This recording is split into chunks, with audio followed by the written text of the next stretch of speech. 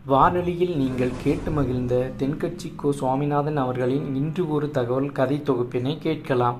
காசியில் இருக்கிற கடவுள் காசி விஸ்வநாதர், அங்கே இருக்கிற தேவி காசி விசாலாட்சி.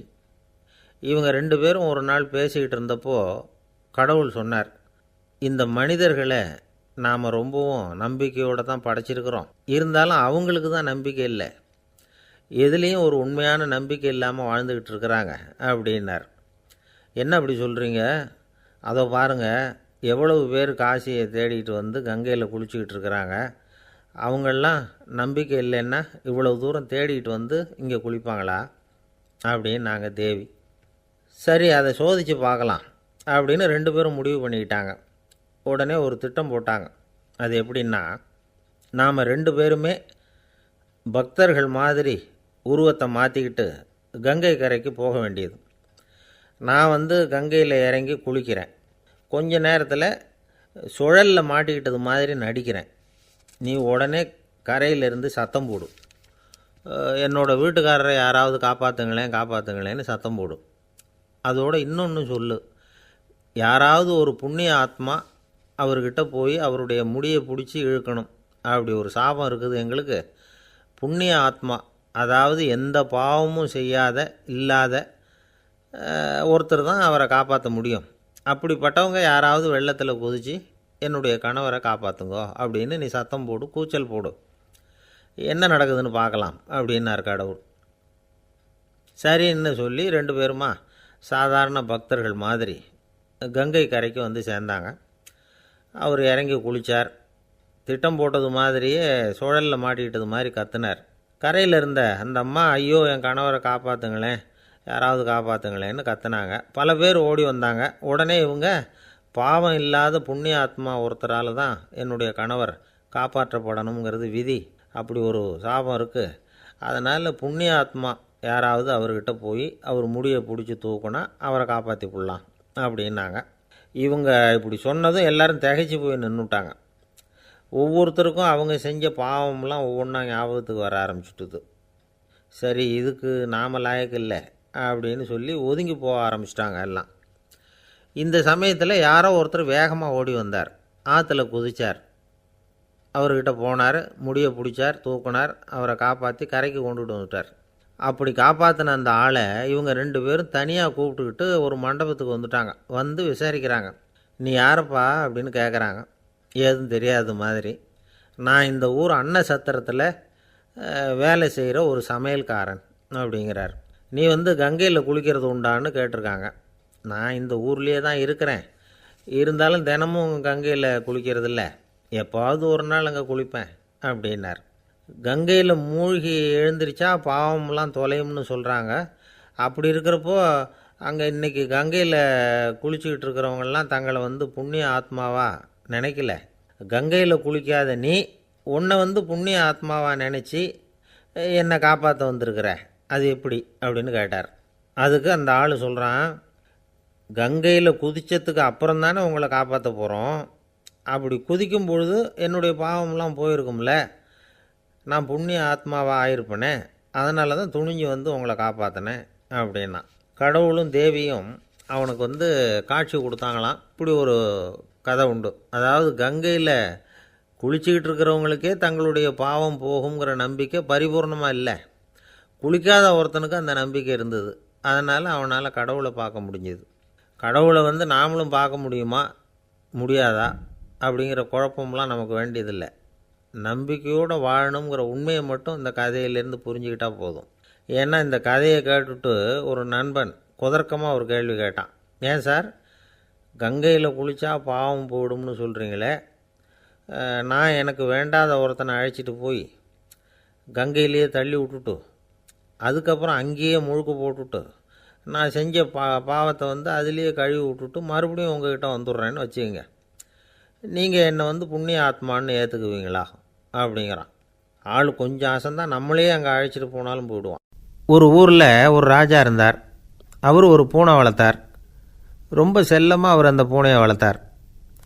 அவர் என்ன பண்ணுவார் தெரியுமா, இரவு நேரத்தில் அந்த பூனையோட தலையில் ஒரு விளக்கை வச்சுருவார்.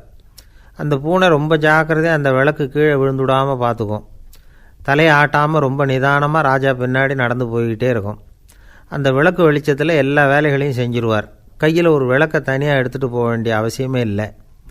விளக்கை தூக்கிட்டு போகிற வேலையை அந்த பூனை பார்த்துக்கும். அதனால் ராஜாவுக்கு அந்த பூனை மேலே ரொம்ப பிரியம். மந்திரிகளையெல்லாம் கூப்பிட்டு அவங்கக்கிட்ட சொல்லுவார், பார்த்தீங்களா இந்த பூனை எவ்வளவு விசுவாசமாக நடக்குது, என் பேரில் எவ்வளவு மரியாதை பார்த்தீங்களா அதுக்கு அப்படிம்பார். இதை கேட்டுவிட்டு அங்கேருந்த அமைச்சர்களில் ஒருத்தர் சொன்னார், மன்னா நீங்கள் சொல்கிறது சரிதான், இருந்தாலும் இந்த பூனையோட விசுவாசத்தை நாம் கொஞ்சம் சோதித்து பார்க்க வேண்டியிருக்கு அப்படின்னாராம். சரி, உங்கள் ஆசையை ஏன் கெடுக்கணும், நல்லா சோதித்து பாருங்கள் அப்படின்னு சொல்லிவிட்டார் ராஜா. உடனே அந்த அமைச்சர் என்ன பண்ணார் தெரியுமா, எங்கேயோ புறப்பட்டு போனார். ஒரு 5-6 எலிகளை பிடிச்சிக்கிட்டு வந்தார். அரண்மனையில் ராஜா ஏதோ வேலை பார்த்துக்கிட்டு இருக்கிறாரு. பக்கத்தில் அந்த பூனை ரொம்ப பணிவாக நின்றுக்கிட்டு இருக்குது. அது தலையில் விளக்கு எரிஞ்சிக்கிட்டு இருக்கு. அமைச்சர் தான் பிடிச்சிக்கிட்டு வந்த எலிகளை அந்த பூனை பார்வையில் படுறது மாதிரி எதிரில் விட்டார். அந்த எலிகள்லாம் அங்கேயும் இங்கேயும் ஓட ஆரம்பிச்சிது. அதை பார்த்தது பூனை, அவ்வளவுதான். தலையில் இருக்கிற விளக்கை பற்றியும் கவலைப்படலை, ராஜாவை பற்றியும் கவலைப்படலை. ஒரே பாய்ச்சலாக பாஞ்சு எலிகளை துரத்த ஆரம்பிச்சுட்டுது. தலையில் இருந்த விளக்கு எங்கேயோ போய் விழுந்தது, அணைஞ்சு போச்சு. இருட்டில் ராஜா தடுமாற ஆரம்பிச்சுட்டார். இந்த சமயத்தில் அந்த அமைச்சர் மறுபடியும் விளக்கை ஏற்றினார். வெளிச்சம் வந்தது. அதுக்கப்புறம் அந்த அமைச்சர் பேசினார், அரசே, பூனையோட விசுவாசத்தை பார்த்தீங்களா, எலி அது கண்ணில் படுற வரைக்கும் தான் விசுவாசமாக இருந்தது. அது மாதிரி எலியை பார்த்ததும் எல்லாத்தையும் விட்டுட்டு அதை துரத்த ஆரம்பிச்சுட்டு பார்த்தீங்களா, தான் அந்த பூனையை பற்றி நினச்சது தப்புங்கிறது அதுக்கப்புறம் தான் அந்த ராஜாவுக்கு புரிஞ்சுதான். சரி, இப்போ எதுக்கு இந்த கதையெல்லாம் அப்படிங்கிறீங்களா, இந்த பூனை மாதிரி தான் நம்ம மனசும். மனசை எவ்வளவு தான் பயிற்சி கொடுத்து பக்குவமாக வச்சுருந்தாலும் பார்க்குறதுக்கு பரமசாது மாதிரி தான் இருக்கும். பார்க்க வேண்டியதை பார்த்துட்டுதுன்னா பாஞ்சிரும். இந்த பூனை மாதிரி புலன் இன்ப பொருள்கள் கிட்டாத வரைக்கும் மனம் அடங்கி இருக்கிறது மாதிரி தான் தெரியும். கொஞ்சம் வாய்ப்பு கிடைச்சாலும் அது குதிக்க ஆரம்பிச்சிரும், தப்பு பண்ண ஆரம்பிச்சிரும். பெரிய பெரிய முனிவர்கள் வாழ்க்கையில் நடந்த வீழ்ச்சி இதை தான் நிரூபிக்குது. புலன்களின் ஆற்றல் அதிகம். அதனால் மனக்கட்டுப்பாடு பயிற்சிகளில் ரொம்ப எச்சரிக்கையாக இருக்கணுங்கிறார் சுவாமி சிவானந்தர். மது பழக்கத்தையே விட்டுவிட்டேன்னு உறுதியாக இருப்பான். கடை கண்ணில் பட்டுவிட்டதுன்னா கால் அவனை கேட்காமலே இழுத்துக்கிட்டு உள்ளே போயிடும். இதுதான் மனசுங்கிறது. அதுதான் அந்த ராஜா வளர்த்த பூனை.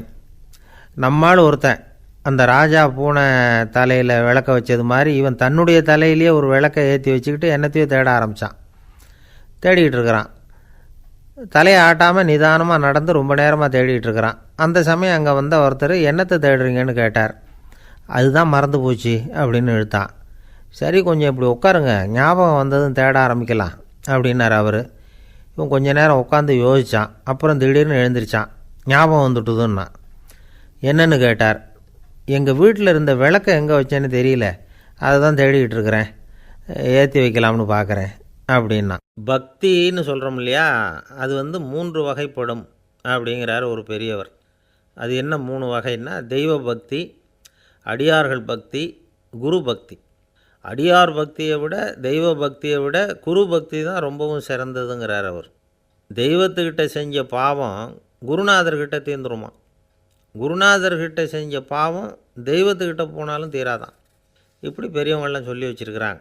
ஒரு காடு, அங்கே அயோத தௌமியர் அப்படின்னு ஒரு தபோதனர்.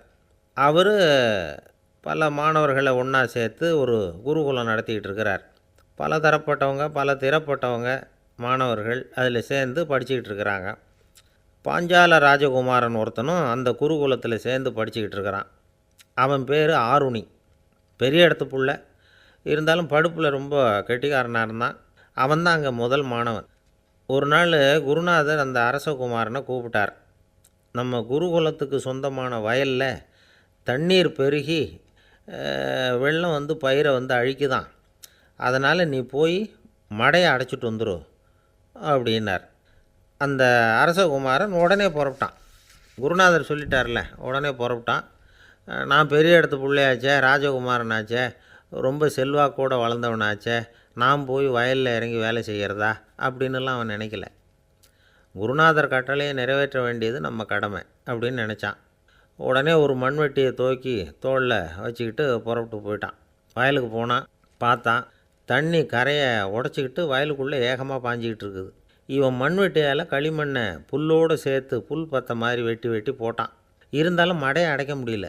தண்ணி அதை மீறி வந்துக்கிட்டே இருக்குது. தண்ணி வந்து வேகமாக வயலுக்குள்ளே போய்கிட்டே இருக்குது. போடுற பத்தையெல்லாம் கரைஞ்சி போயிட்டுருக்கு. இருந்தாலும் இவன் தன்னுடைய முயற்சியை கைவிடலை. வெட்டி போட்டுக்கிட்டே இருக்கிறான். காலையில் அங்கே போனவன் சாயந்தரம் வரைக்கும் இப்படி செஞ்சுக்கிட்டு இருக்கிறான். உடம்பும் மனசும் ரொம்பவும் சோர்ந்து போச்சு. இருந்தாலும் குருநாதர் இட்ட கட்டளையை நிறைவேற்றாமல் இருக்கிறோமேங்கிற ஒரு குறை அவனுக்கு இருக்குது.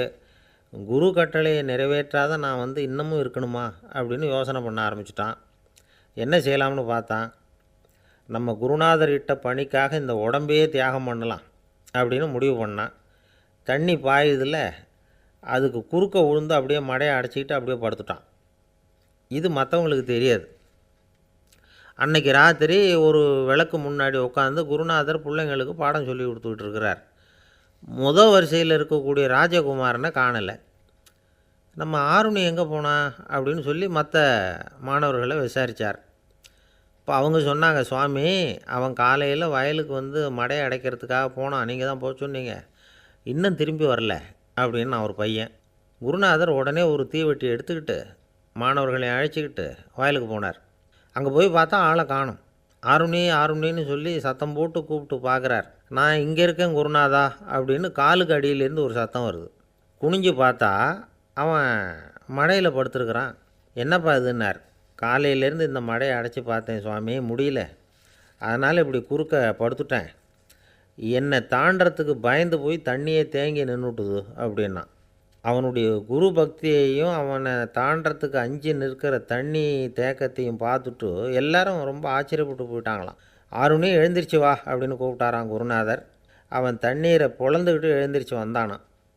அதனால் அவனுக்கு வந்து உத்தாலகன் அப்படின்னு ஒரு பேர். உத்தாலகன்னா தண்ணீரை பிளந்தவன் அர்த்தம். அந்த உத்தாலகன் மாதிரி இந்த காலத்து மாணவர்களுக்கும் குரு பக்தி வேணும் அப்படின்னு சொன்னோம் ஒரு பள்ளிக்கூடத்தில். உடனே நிறைய மாணவர்கள் எழுந்திரிச்சு நின்னாங்க. சார், நீங்கள் எங்களை வந்து இன்னமும் சரியாக புரிஞ்சுக்கலன்னு நினைக்கிறோம். அன்னைக்காவது ஒருத்தன் அப்படி இருந்தான், இன்றைக்கி ஏகப்பட்ட உத்தாலகர்கள் இருக்கிறோம். எங்கள் வாத்தியார் கட்டளை இட்டால் இப்போவே அது மாதிரி வயலுக்கு போய் மடையில் குறுக்கப்படுத்துக்கிறதுக்கு இந்த வகுப்பில் உள்ள அத்தனை பேரும் தயாராக இருக்கிறோம் அப்படின்னாங்க.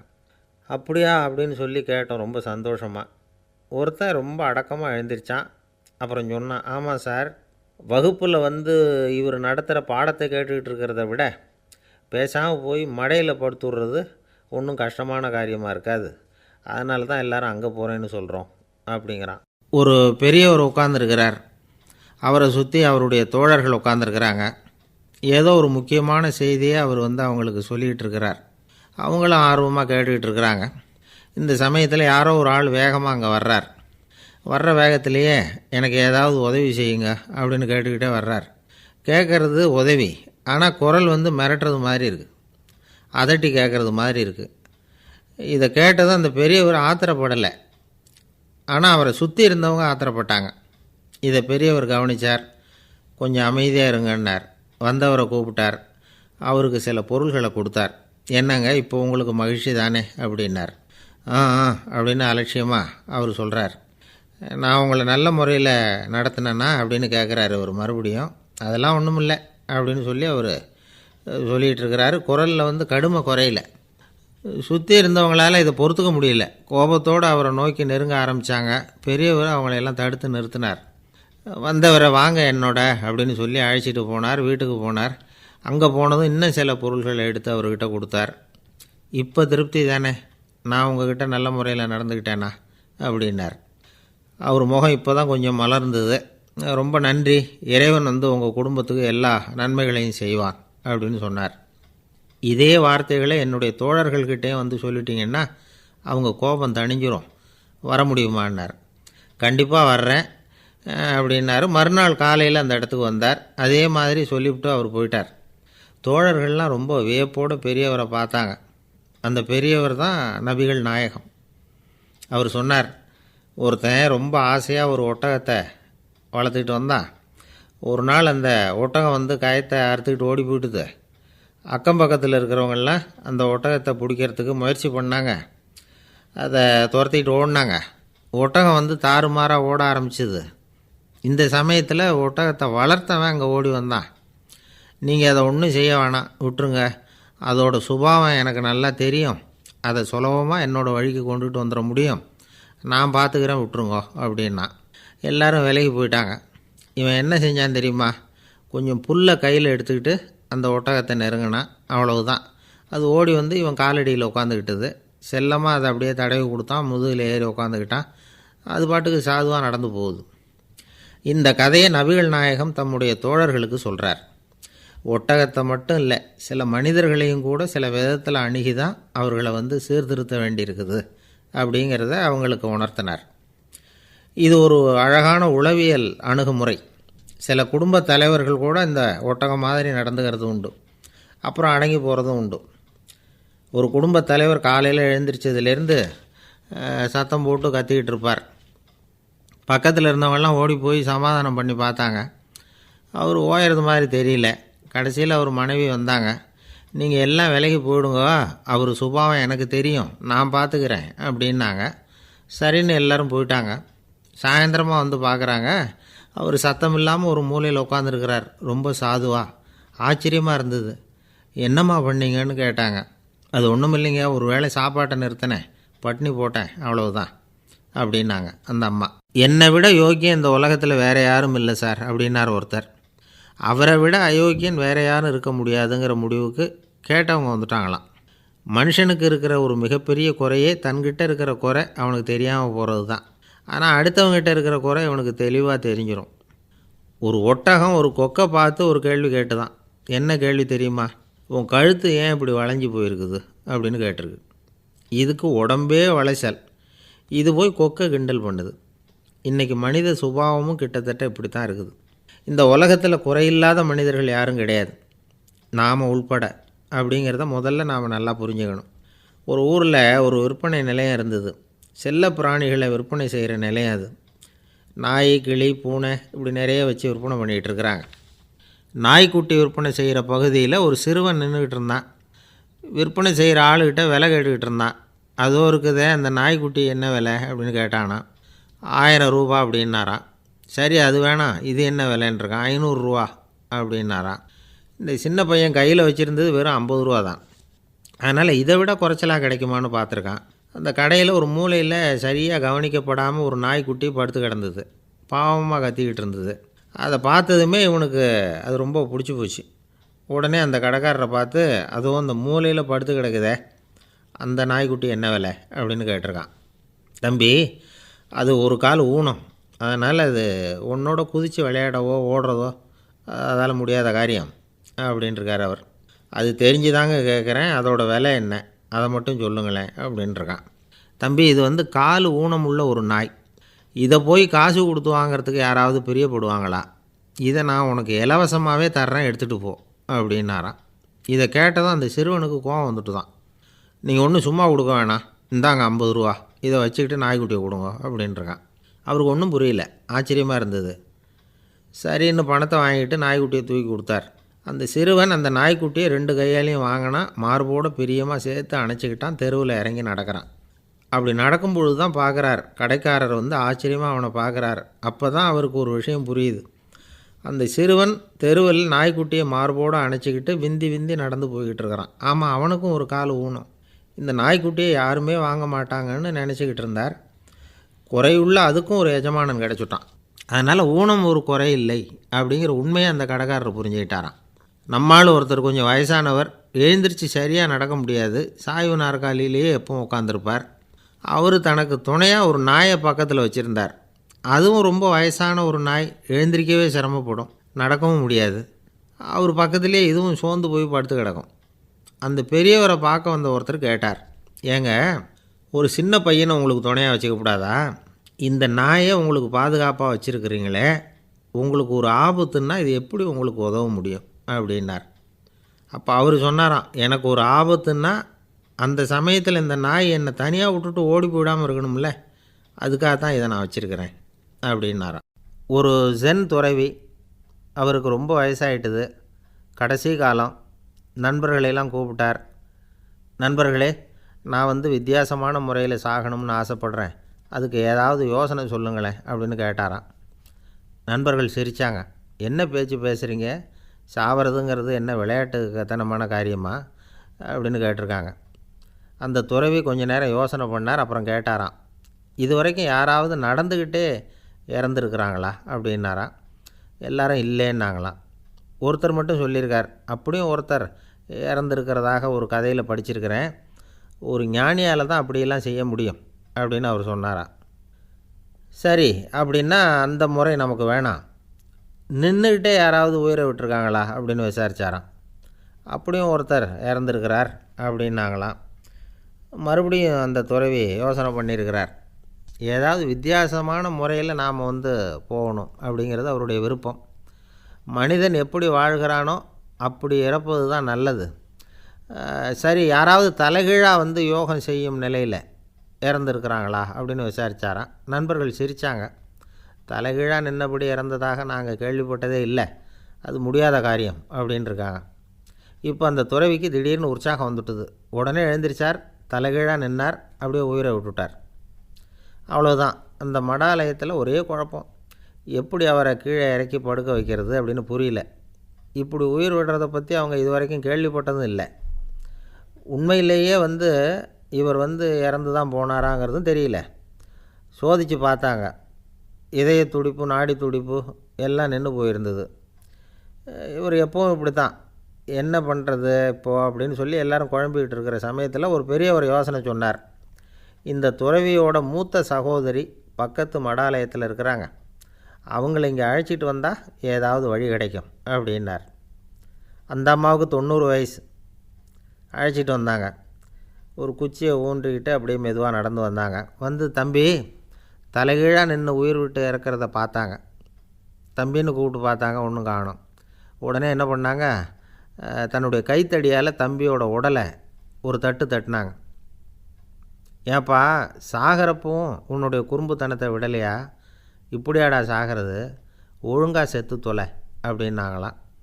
அவ்வளவுதான். உடனே அந்த துறவி திரும்பி நேராக நின்னார். அக்கா, கோவப்படாத, நான் ஒழுங்காக சாகிறேன், எப்படி செத்தா என்ன, எல்லாம் எனக்கு ஒன்று தான் அப்படின்னு சொல்லிவிட்டு அப்படியே தரையில் படுத்து உயிரை விட்டாராம். அதுக்கப்புறம் அந்த அம்மா கோலை கையில் எடுத்துக்கிட்டு அப்படியே திரும்பி கூட பார்க்காம அவங்க பாட்டுக்கு போயிட்டாங்களாம். மரணத்தை ஒரு விளையாட்டாக ஆக்கிய அந்த துறவிக்கு வாழ்க்கையே ஒரு விளையாட்டாக தான் இருந்திருக்குது. எந்த நோக்கமும் இல்லாமல் செயல்படுறதுன்னா என்னங்கிறதும் அவருக்கு தெரிஞ்சிருக்குது.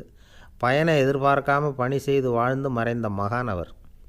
தம்முடைய தொழிலை விளையாட்டு போல் செய்ய தெரிஞ்சவருக்கு வாழ்க்கையே ஒரு விளையாட்டாக மாறிடும். எல்லாமே விளையாட்டாகி விடுகிற போது மரணமும் விளையாட்டாகிவிடும் அப்படிங்கிறது தான் அந்த தத்துவம். ஆனால் அதுக்கு முன்னாடி உங்களுக்குள்ளே இருக்கிற உண்மையான நடிகனை நீங்கள் அடையாளம் கண்டுபிடிக்கணும். நீங்கள் நடிக்க வேண்டியதே இல்லை, நீங்கள் ஏற்கனவே நடிச்சுக்கிட்டு தான் இருக்கிறீங்க. நீங்கள் இந்த உண்மையை தெரிஞ்சுக்கணும், அவ்வளவுதான். இதுதான் ஞானிகளுடைய கருத்து. நீங்கள் தெருவில் நடந்து போயிட்டுருக்கிறீங்க, எதிரில் வர்றவர் உங்களை பார்த்து எப்படி இருக்கிறீங்கன்னு கேட்குறார். நல்லா இருக்கிறேங்கிறீங்க. உண்மையிலேயே நாம் நல்லா இருக்க மாட்டோம், ஏதாவது உடம்புல கோளாறு இருக்கும். ஆனால் அப்படி சொல்லுவோம், நல்லா இருக்கிறேன் அப்படின்னு. அது நடிப்பு தானே. உங்களை சந்தித்ததில் ரொம்ப மகிழ்ச்சி அப்படின்னு சொல்கிறோம். உடனே கொஞ்சம் நிதானமாக யோசித்து பாருங்கள், உண்மையிலேயே உங்கள் மனசு மகிழ்ச்சி அடைஞ்சுட்டுதா? அது நடிப்பு தானே. வாழ்க்கையை சரியாக புரிஞ்சுக்கிட்டால் எல்லாமே நடிப்புங்கிறது புரியும். கல்யாண பத்திரிக்கை அனுப்பியிருந்தேனே, ஏன்டா வரலன்னு கேட்டான் ஒருத்தன். வந்திருந்தேனே அப்படின்னானா இவன். டேய், ஏன்டா போய் சொல்கிற, நான் பத்திரிக்கையே உனக்கு அனுப்பலையே அப்படின்ட்டுருக்கான் அவன். அதுக்கு இவன் சொன்னானா, பத்திரிக்கை அனுப்புனேன்னு நீ போய் சொல்கிறப்போ கல்யாணத்துக்கு வந்தேன்னு நான் போய் சொல்லக்கூடாதா அப்படின்னானா. ஒருத்தன் எப்படி நடந்துக்கிறாங்கிறத வச்சு தான் அந்த ஆள் எப்படிங்கிறத நாம் முடிவு பண்ணுறோம். ஆளுமைன்னு சொல்கிறோம்ல, அதுக்கு சூழ்நிலைகளை ஆளுகின்ற தன்மை அப்படின்னு விளக்கம் கொடுக்குறார் ஒரு உளவியல் நிபுணர். சரி, ஒரு மனிதனுடைய ஆளுமையை உருவாக்குகிற விஷயங்கள் என்னென்ன? பிறப்பு, வளர்க்கப்பட்ட விதம், படிப்பு, நண்பர்கள், சமுதாயம், இப்படி நிறைய உண்டு. ஆளுமையின் அடிப்படையில் சில மனநோய்கள் உண்டாகுது. அதெல்லாம் என்னென்னங்கிறத தெரிஞ்சு வச்சுக்கிட்டோம்னா நம்ம கூட இருக்கிறவங்கள அடையாளம் கண்டுபிடிக்கிறதுக்கு அது ரொம்ப உபயோகமாக இருக்கும். ஃப்ரெனாய்டு ஆளுமை அப்படின்னு ஒன்று. இந்த கோளாறு உள்ளவங்க எப்படி இருப்பாங்க தெரியுமா? அதிக உணர்ச்சி, சந்தேகம், பொறாமை இதெல்லாம் அதிகமாக இருக்கும். வளைஞ்சு கொடுக்க மாட்டாங்க. அடுத்தவங்களோட இணக்கமான உறவு இருக்காது. அவங்க செய்கிற தப்புக்கெல்லாம் அடுத்தவங்களை குறை சொல்லிகிட்டு இருப்பாங்க. இது ஒரு ரகம். அடுத்தது ஸ்கிசாய்டு ஆளுமை அப்படின்னு சொல்கிறாங்க. இந்த கோளாறு உள்ளவங்க அடுத்தவங்களோட பழக கூச்சப்படுவாங்க. சின்ன வயசுலேயே இது ஆரம்பமாயிடுது. பகல் கனவுலேயே சஞ்சரிப்பாங்க. அவங்களுடைய விரோதம், கோபம் இதை கூட வெளியில் காட்டிக்க முடியாமல் இருப்பாங்க. இவங்களுக்கு அகமுகம், பிரச்சனைகள்லேருந்து ஒதுங்கி எதுலேயும் ஈடுபாடு இல்லாதவங்களாக இருப்பாங்க. இப்படி ஒரு ரகம். அடுத்தது சைக்ளோதமிக் ஆளுமை அப்படின்னு சொல்கிறாங்க. அது என்னென்னா, உணர்ச்சிகளில் ஏற்றத்தாழ்வு அதிகமாக இருக்குமா. சில சமயம் பார்த்தா மகிழ்ச்சியாக இருப்பாங்க, சில சமயம் சோகமாக உட்காந்துருப்பாங்க. அவங்க மனநிலைக்கு தகுந்த மாதிரி சமூக நிகழ்ச்சிகளில் பங்கெடுத்துக்குவாங்க. இன்னொரு வகை என்னென்னா எண்ண பீடிகை ஆளுமை அப்படின்னு பேர் வச்சுருக்கிறாங்க. அதுக்கு இவங்களுக்கெல்லாம் கரெக்டாக இருக்கணும், எல்லாம் சட்டத்திட்டம் இதுலேயும் ஒரு ஒழுங்குமுறை, இப்படி எதிர்பார்க்குற மனோபாவம். இவங்க எதிர்பார்ப்புக்கும் வரன்முறைக்கும் மற்றவங்க கட்டுப்படணும்னு நினைப்பாங்க. இந்த நிலைமை நீடித்தா என்ன ஆகும் தெரியுமா? அலைக்கழிக்கிற எண்ணங்கள் திரும்ப திரும்ப ஒரே செயலை செய்ய தூண்டுற மனத்தளர்ச்சிக்கு ஆளாயிடுறாங்க. அடுத்தது ஹிஸ்டீரியா ஆளுமை. சின்ன விஷயத்தையெல்லாம் பெருசுப்படுத்தி நாடகமாக்குற நடிகர்கள் இவங்க. உணர்ச்சி அதிகம் உள்ளவங்க. இவங்க மன எழுச்சியில் பக்குவமின்மை, குழந்தைத்தனம், முதிர்ச்சியின்மை எல்லாம் இருக்கும். தன்னலம் மிக்க குணம், பிறர் தன்னை மட்டுமே கவனிக்கணும்னு நினச்சி செயல்படுறது, இதெல்லாம் இவங்க அடையாளம். அடுத்த ரகம் எப்படின்னா வளர்ச்சியற்ற ஆளுமைன்னு சொல்கிறாங்க. அடுத்தவங்களோட இணங்கி போக முடியாதவங்க, அறிவு, மன எழுச்சி, சமூக உறவு இதில் எல்லாம் போதுமான வளர்ச்சியையும் நிறைவையும் பெற முடியாதவங்க. இவங்களால வாழ்க்கையில் முன்னேற முடியாது. பிச்சைக்காரங்க, குற்றவாளிகள் இவங்ககிட்டெல்லாம் இது மாதிரியான ஆளுமை அதிகமாக இருக்குமா. அடுத்தது என்னென்னா சோர்வுடைய ஆளுமை. எதுலேயும் உற்சாகம் இல்லாமல் சோர்ந்து போயிருப்பாங்க. அதுக்கெல்லாம் நமக்கு வலிமை இல்லைப்பா அப்படின்னு சொல்லிகிட்டு இருப்பாங்க. சின்ன விஷயங்களுக்கெல்லாம் அதிர்ச்சி அடையிறது, வாழ்வின் சுவையை அனுபவிக்க முடியாதவங்க. இன்னொரு ரகம் இது கொதித்தெழும் ஆளுமைங்கிறாங்க. எதுக்கு எடுத்தாலும் ஆத்திரம், குரோதம், வன் செயல் இதிலெல்லாம் ஈடுபாடு, இப்படி உள்ளவங்க. நத்தை வகை ஆளுமை அப்படின்னு ஒன்று. அடுத்தவங்க மேலே விரோதம் இருக்கும், அடிக்கணுங்கிற எண்ணம் இருக்கும். ஆனால் அதை அப்படியே வெளியில் காட்டாமல் அதே சமயம் அமைதியான முறையில் வெறுப்பை வெளிக்காட்டுற ரகம். இவங்கெல்லாம் பேசாமல் கம்முன்னு இருந்துக்கிட்டே நினச்சதை நிறைவேற்றிக்கிடுவாங்க. முன்ஜாக்கிரதை ஆளுமை அப்படின்னு ஒரு ரகமாக. பாதுகாப்பின்மை, சந்தேகம், முழுமையின்மை, அறவேக்காட்டுத்தனம் இந்த மனப்போக்கு அதிகமாக இருக்கிறதுனால அகம்பாவம், புடிவாதம், எச்சரிக்கை எல்லாம் அளவுக்கு மீறி இருக்கும். இதுவரைக்கும் நாம் பேசிக்கிட்டு இருந்த ஆளுமை பண்புகள் அளவுக்கு அதிகமாக போயிட்டுதுன்னா ஆளுமை கோளாறுகள் ஏற்படும். அதன் அடிப்படையில் மனவியாதிகள் வருமா. அதனால் இணக்கமான, எல்லாரும் விரும்புகிற இயல்பான ஆளுமையை பெறுவதற்கு நாம் முயற்சி செய்யணும் அப்படிங்கிறது மனோதத்துவ நிபுணர்களுடைய ஆலோசனை. ஒருத்தர் ஒரு மனோதத்துவ டாக்டரை தேடிட்டு வந்தாராம்.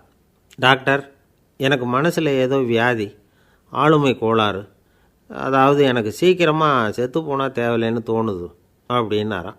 உடனே அந்த டாக்டர், சரி அப்படின்னா இங்கே இருங்க, நான் வைத்தியம் பார்க்குறேன் அப்படின்னாராம். ஒரு நண்பர் அவசரமாக என்கிட்ட ஓடி வந்தார். அப்புறம் சொன்னார், என்னால் நம்பவே முடியல சார், என் பையனை அப்படி அப்படின்னு சொல்லி ஆச்சரியப்பட்டார். உங்கள் பையன் அப்படி என்ன தான் செஞ்சுட்டான் அப்படின்னு கேட்டேன். என்னால் முடியாத ஒரு காரியத்தை அவன் செஞ்சுட்டான் சார் அப்படின்னார். அது என்னன்னு தான் சொல்லுங்களேன். என்ன, 5வது வகுப்பில் அவன் ஒரே தடவையில் தேறிட்டான் சார், அதாவது ஒரே அட்டம்ப்டில் பாஸ் ஆகிருக்கான் அப்படின்னார் மூச்சு வாங்க. கஷ்டப்பட்டு பரீட்சை எழுதுனது அவன், இவருக்கு ஏன் மூச்சு வாங்குது? நம்மால் செய்ய முடியாத ஒரு காரியத்தை இன்னொருத்தர் செய்யும் பொழுது அது நமக்கு ஆச்சரியமாக இருக்குது. சர்க்கஸ் பார்க்குறோம், ஒருத்தர் அந்த இடத்துல தொங்குறார், அது நமக்கு ஆச்சரியம். ஏன்னா அது நம்மால் முடியாத காரியம். நம்மால் முடியாத ஒன்றை அடுத்தவர் எளிதாக செய்யும் பொழுது நாம் மருள்வது இயற்கை. இதை தான் தொல்காப்பியம் மருட்கை அப்படின்னு சொல்லுது. இந்த வியப்பு இருக்குதே, இது 4 வகையில் ஏற்படுறதாக தொல்காப்பியம் சொல்லுது.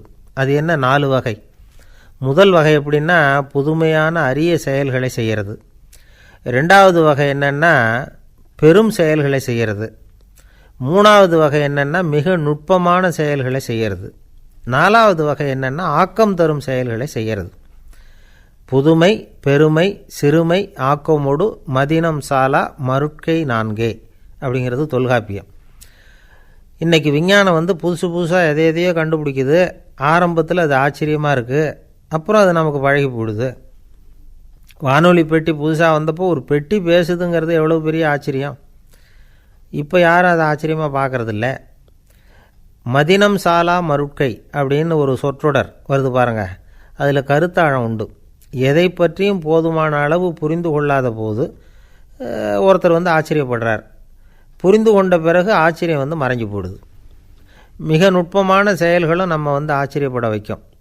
ஒரு அரிசியில் ஒரு திருக்குறள் எழுதி காட்டுறாங்க, ஒரு முட்டை ஓட்டுக்குள்ளே ஓவியம் தீட்டி காட்டுறாங்க. கருங்கல் சிற்பங்களில் எவ்வளவு நுட்பமான வேலைப்பாடுகளை எல்லாம் பார்த்து ஆச்சரியப்படுறோம். இது மாதிரி ஆக்கப்பூர்வமான அரிய செயல்களை செய்கிறது கூட வியப்பை உண்டு பண்ணும். குப்பை கூலங்களை கூட வாழ்க்கைக்கு பயன்படுகிற பொருளாக மாற்றுகிறவர்கள் இருக்காங்க. அவர்களுடைய செயல் வியப்பு அளிக்குது. இடைக்காட்டு சித்தர் பாடின மூவடி 30ங்கிற நூலில் வர்ற ஒரு பாடல், ஆற்றல் பிறர் அறிதலின் அகம் கிளர்வு உறுதலின் கற்று அறி பாணர் கழுமிய கோடலின் தோற்றம் உருகவே போற்றல் சால் வியப்பே.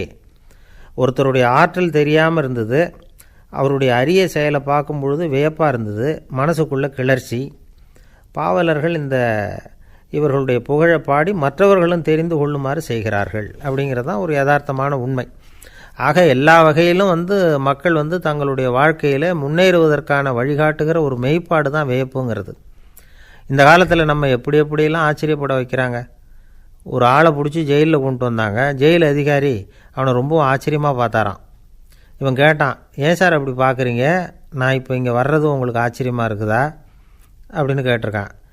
இதுக்கு ஜெயில் அதிகாரி சொல்லியிருக்கார், நீ இப்போ இங்கே வந்ததில் எனக்கு ஒன்றும் ஆச்சரியம் இல்லைப்பா, ஏற்கனவே நீ இங்கேருந்து விடுதலையாகி போய் 6 மாதம் ஆச்சு, இவ்வளவு லேட்டாக வர்றியே அதுதான் எனக்கு ஆச்சரியமாக இருக்குது அப்படின்னாராம். ஒரு நண்பர், அவர்கிட்ட பேசிக்கிட்டு இருந்தேன்.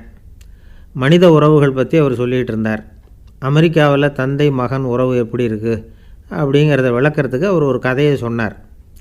ஒரு அப்பா பகல் பூராவும் அலுவலகத்தில் வேலை, ஓடி ஆடி உழைச்சிக்கிட்டு களைச்சி போய் ராத்திரி 10 மணிக்கு மேலே வீடு திரும்பினான். வீட்டு வாசலில் அவரோட மகன் காத்துக்கிட்டு இருக்கிறான், இன்னமும் தூங்கலை. அப்பாவை வாசல்லையே தடுத்து நிறுத்தி, அப்பா உனக்கு சம்பளம் எவ்வளவு அப்படின்னு கேட்குறான். ஏற்கனவே ஆஃபீஸ் பிரச்சனைகளால் அலுத்து போய் திரும்புகிற அப்பாவுக்கு கோவம் வந்துடுது. என்னடா இப்படிலாம் கேளுன்னு உங்கள் அம்மா உனக்கு சொல்லி கொடுத்தாளா அப்படின்னு சொல்லிவிட்டு உள்ளே போய் சட்டையை கட்டி மாட்டி விட்டு குளிச்சு விட்டு மறுபடியும் வெளியில் உடையை மாற்றுகிற சமயம், அப்போ மறுபடியும் மகன் உள்ளே நிற்கிறான் அவர் முன்னாடியே. அப்பா உனக்கு எவ்வளவு சம்பளங்கிறான் மறுபடியும். அப்பாவுக்கு எரிச்சல் அதிகமாகிட்டுது. மணிக்கு $20 போதுமா அப்படின்னார். அப்படின்னா எனக்கு ஒரு $10 தர முடியுமான்னா மகன். இதுக்கு தான் என் சம்பளம் எவ்வளவுன்னு கேட்டியா, 2ஆம் வகுப்பு படிக்கிற உனக்கு எதுக்குடா $10 அப்படின்னு கத்திவிட்டு தொலைக்காட்சி பெட்டியின் முன்னாடி போய் உட்காந்துக்கிட்டு ஏதோ நிகழ்ச்சியை பார்க்க ஆரம்பிச்சிட்டார். கொஞ்ச நேரம் கழித்து மறுபடியும் மகன் நிற்கிறான். அப்பா ப்ளீஸ் எனக்கு ஒரு $10 கொடுக்க முடியுமா? மகனுடைய கண்களில் கண்ணீர்.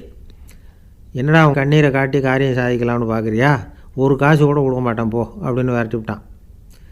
மகன் கண்ணீரை தொடச்சிக்கிட்டே கண்ணை தொடச்சிக்கிட்டு பேசாமல் போய் படுத்துக்கிட்டானா. கொஞ்ச நேரம் ஆச்சு. அப்பாவோட கோபம் கொஞ்சம் கொஞ்சமாக குறைஞ்சிது. பிள்ளைகிட்ட கோபமாக கத்துனது தப்பு தாங்கிறது புரிஞ்சுது அவனுக்கு. எழுந்திரிச்சு போனான், படுக்கை இறக்கி போனான். மகனை பார்த்தான். அவன் தலையணையை கட்டி பிடிச்சிக்கிட்டு அழுதுகிட்டு இருக்கிறான். அவனை மெல்ல நெருங்கி அவங்ககிட்ட எதமாக பேசுகிறதுக்கு ஆரம்பித்தானான். எதுக்குடா உனக்கு $10 பள்ளிக்கூடத்தில் கேட்டாங்களா அப்படின்னு கேட்டானான். மகன் சொல்லியிருக்கான், இல்லை டாடி, உனக்கு 1 மணி நேரம் சம்பளம் $20ன்னு சொன்னேன். நீ ஏற்கனவே எனக்கு கொடுத்த பாக்கெட் மணி $10 என்கிட்ட இருக்குது. இப்போ நீ இன்னொரு $10 கொடுத்தீங்கன்னா அதையும் சேர்த்து $20 ஆகிடும். அந்த $20 நான் உனக்கு கொடுத்துருவேன். அப்படி கொடுத்தா நீ என் கூட 1 மணி நேரம் செலவழிப்ப இல்லையா, அதுக்காக தான் $10 கேட்டேன் அப்படின்னு சொன்னானான். அந்த அப்பா கண்ணு கலங்கி போச்சான். ஆதரவோடு தன்னுடைய மகனை கட்டி பிடிச்சி அழ ஆரம்பிச்சிட்டாராம். இதுதான் நண்பர் சொன்ன கதை. அமெரிக்கா மட்டும் இல்லை, உலகம் பூராவும் இன்றைக்கி மனித உறவுகள் இப்படி தான் மாறிட்டுருக்கு. பெரியவர்கள் அறிவுரை என்ன தெரியுமா, உங்கள் குழந்தைகளிடமிருந்து குழந்தை பருவத்தை பிரித்து விடாதீர்கள் அப்படிங்கிறது தான். அதாவது இன்றைய குழந்தைகள் தங்கள் பிருந்தாவனத்தை இழந்து விடுகிறார்கள் அப்படிங்கிறது அவங்களுடைய கருத்து. இந்த நிலைக்கு நாம் காரணமாக இருந்துடக்கூடாது. குழந்தைகளோட விளையாடுவோம், குடும்பத்தோடு உறவாடுவோம் அப்படிங்கிறது தான் நம்முடைய நோக்கமாக இருக்கணும். இன்றைய உறவு முறைக்கு இன்னொரு உதாரணம் சொல்லுவாங்க. ஒருத்தர் வந்தாராம், அவர் பக்கத்தில் ஒரு சின்ன பையன். நாம் அவரை விசாரிக்கிறோம், யார் இந்த பையன் அப்படின்னா அவர் சொல்கிறார், இவன் எனக்கு தூரத்து உறவு அப்படின்னாராம்.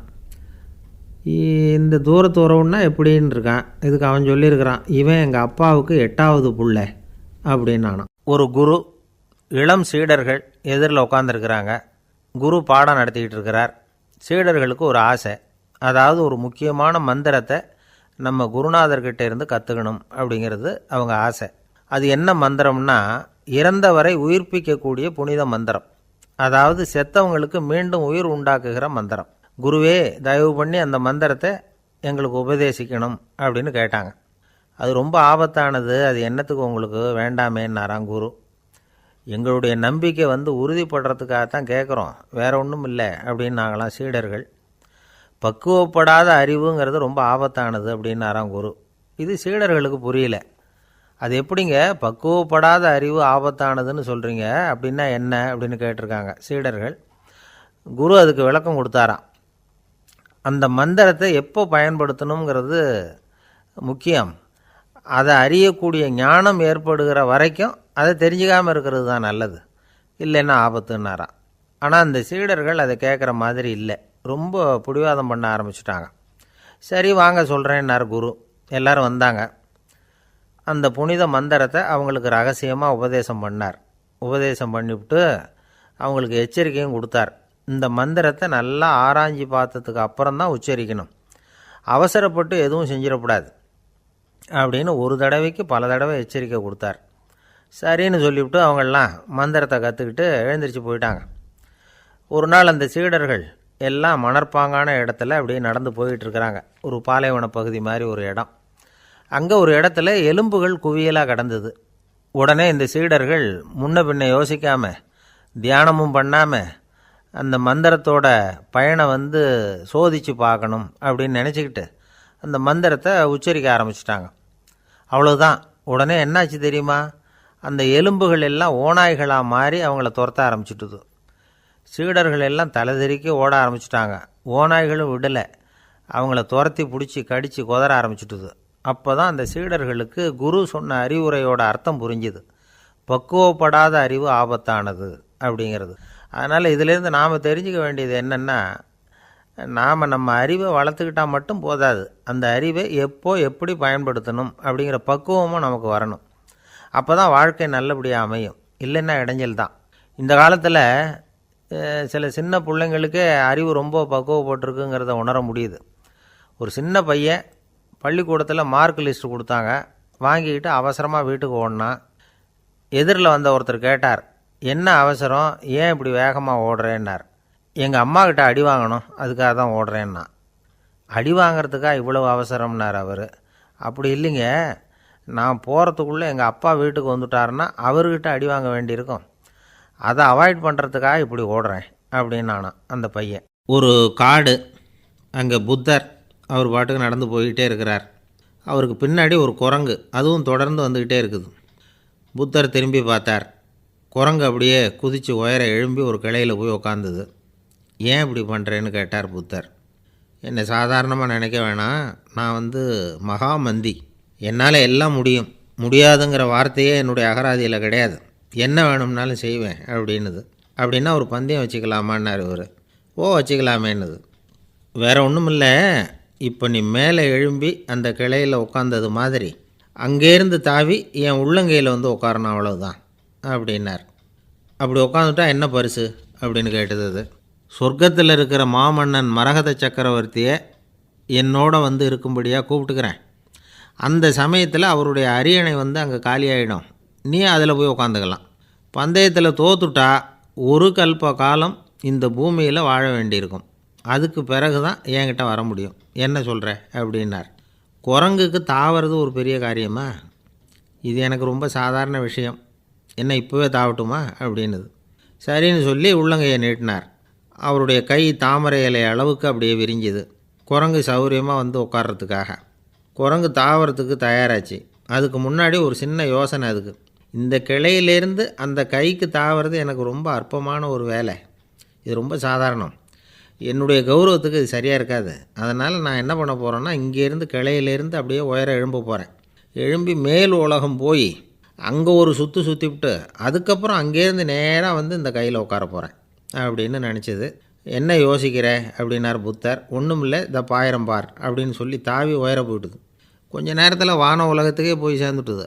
அங்கே போய் பார்த்தா அங்கே ஒரு 5 பளிங்கு தூண்கள் இளம் சிவப்பு நிறத்தில் நின்றுக்கிட்டு இருக்குது. குரங்கு நினச்சிக்கிட்டது, புத்தர்கிட்ட போய் இந்த பளிங்கு தூண்களை பார்த்தோம்னு சொன்னால் அப்படியே திகைச்சு போயிடுவார், இந்த தூணில் ஏதாவது அடையாளம் செஞ்சுட்டு போகணும் அப்படின்னு அந்த இடத்துல மிதந்துக்கிட்டே நினச்சிது. உடனே ஒரு தூணில் எழுந்துச்சு. என்ன எழுதிச்சுன்னா, ஒரு மகா ஞானி இங்கே வந்துட்டு போகிறார் அப்படின்னு எழுதிச்சு. எழுதிவிட்டு அப்படியே கீழே தாவி வந்து புத்தரோட உள்ளங்கையில் உட்காந்துது. எப்படி பார்த்தீங்களா என்னுடைய வேலை? வான உலகத்துக்கே போய் அங்கே இருக்கிற 5 பளிங்கு தூண்களை பார்த்துட்டு அதில் நான் வந்த விவரத்தை எழுதி வச்சுட்டு அதுக்கப்புறம் இங்கே வந்திருக்கிறேன் அப்படின்னுது ரொம்ப பெருமையாக. அப்படியா அப்படின்னார் புத்தர்.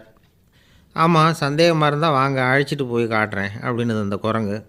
அதுக்கு தேவையில்லை, அப்படியே கொஞ்சம் கீழே குனிஞ்சு பார் தெரியும் அப்படின்னார் புத்தர். அங்கே பார்த்தா புத்தரோட உள்ளங்கை தெரிஞ்சுது. நல்லா உத்து பார்த்துது. அவரோட ஒரு விரலில் அது எழுதிய வாசகம் தெரிஞ்சுது.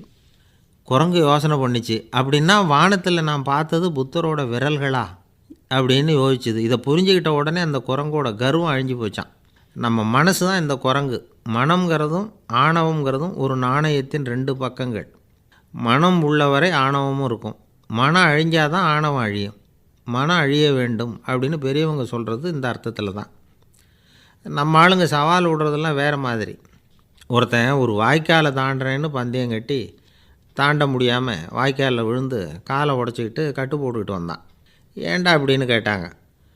நான் பந்தயம் கட்டின நேரம் சரியில்லை அப்படின்னா. எப்படிறான்னு கேட்டிருக்காங்க. வாய்க்காலில் தண்ணி இருக்கிற நேரமாக பார்த்து பந்தயம் கட்டியிருக்கணும் அப்படின்னானா. ஒருத்தர் வேகமாக நடந்து போகிறார். கடைத்தெருவில் ஒரு ஸ்வீட்டு கடையை பார்க்குறார். உடனே சடன் பிரேக் போட்டது மாதிரி நிற்கிறார்.